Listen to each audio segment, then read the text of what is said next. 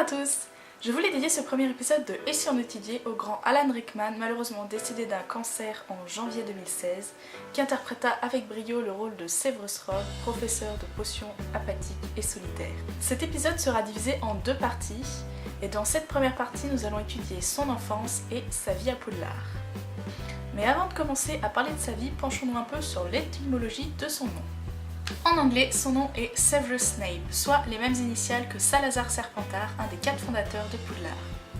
En latin, Severus signifie sévère, dur. C'est aussi la racine du mot anglais to sever, qui signifie couper, rompre. De même, son nom Snape se rapproche des verbes anglais to snap, se moquer, ronchonner, to snip, critiquer quelqu'un par-dessous, sournoisement, et de snake, qui signifie serpent.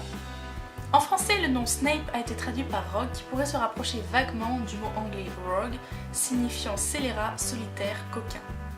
En français, ce mot signifie plein de morgue, raide, rude, arrogant, ce qui lui correspond plutôt bien. Passons maintenant à son enfance. Severus Rogue est né le 9 janvier 1960 d'une sorcière Éline Prince et d'un moldu Topias Rogue. Il est donc un sorcier de sang mêlé. Il passe son enfance dans un village moldu et plus particulièrement dans l'impasse du Tisseur, que l'on aperçoit dans le 6e film et où il rencontrera plus tard Lily Evans, la future mère de Harry. Le jeune Severus a certainement été victime de négligence de la part de ses parents qui passaient leur temps à se disputer. C'est ce qui explique sûrement son caractère renfrogné et solitaire. Le père du jeune Severus semble d'ailleurs ne pas accepter la magie. Les jeunes Lily et Severus se lient vite d'amitié, mais au fur et à mesure, les sentiments de Rogue changent pour devenir des sentiments amoureux, qui ne seront malheureusement pas réciproques. En même temps qu'il se rapproche de Lily, Severus nourrit de plus en plus une aversion envers sa sœur, Pétunia, qui déteste la magie. Aversion qui mènera à un incident magique qui ébranlera l'amitié des deux jeunes sorciers. En effet, alors que Pétunia vient chercher sa sœur qui joue encore avec Severus, celle-ci se reçoit une branche sur l'épaule.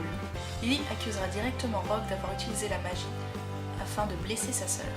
Celui-ci se défendra, mais elle ne le croira pas. Il y eut un crack. Une branche au-dessus de la tête de Pétunia était tombée. Lily poussa un hurlement. La branche avait heurté l'épaule de sa sœur qui recula d'un pas chancelant et fondit en larmes. « C'est toi qui as fait ça ?» ?»« Non. » Le défi et la peur se mêlaient dans sa voix. « Si, c'est toi !» Elle s'écarta de lui à reculons. « C'est toi! Tu lui as fait mal !»« Non, non, ce n'est pas moi !»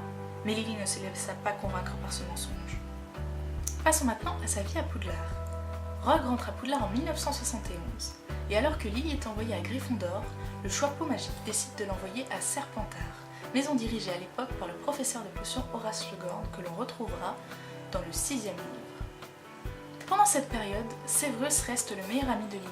Cependant, celle-ci devient également amie avec les maraudeurs James, Sirius, Peter et Remus, qu'il déteste au plus haut point.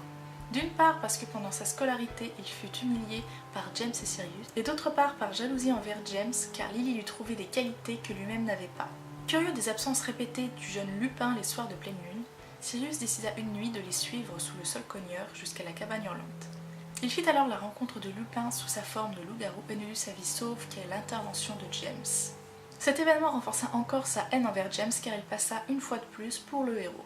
Après leur buse, James et Sirius décidèrent d'humilier Severus en lui lançant des sorts. Lily, présente à ce moment-là, décida d'intervenir et demanda à James d'arrêter et de le laisser tranquille. Severus, piqué au vif, lui rétorqua qu'il n'avait pas besoin de l'aide d'une sang de bourbe. Regrettant ces mots, il implora son pardon, mais la future Madame Potter lui rétorqua qu'il traitait tous les nés moldus de cette façon-là et qu'il n'y avait pas de raison qu'elle ait un traitement particulier. Severus essaya de lui avouer son amour mais n'y parvint pas. Cet événement marqua la fin définitive de l'amitié entre Lily et Severus. Durant sa scolarité, Severus Rogue fut un excellent élève en potions et écrira même dans son manuel de potions avancées des corrections aux notes de l'auteur, livre que l'on retrouvera d'ailleurs dans les mains de Harry, dans le 6e tome. Les études furent pour lui, élève mal aimé de ses camarades, un refuge réconfortant. Et voilà pour ce premier épisode de Et si on étudiait.